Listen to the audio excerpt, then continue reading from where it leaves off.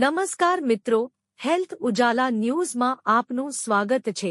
શંકાસ્પદ રિક્ષાનો પીછો કરતા કોન્સ્ટેબલ્સ પર નાનપુરામાં હુમલો, ટપોરીઓ બેખૌફ।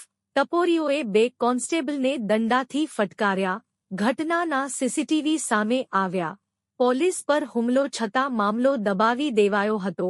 વીડિયો વાયરલ થતા આખરે ગુનો નોંધવો પડ્યો। પોલીસ પણ હુમલો કરનાર રાંદેરનો તુફેલ માથાભારે।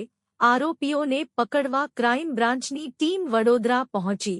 રાત્રે 12 વાગ્યે આ કોન્સ્ટેબલ્સે પંચશીલ નગરથી પીછો કર્યો હતો।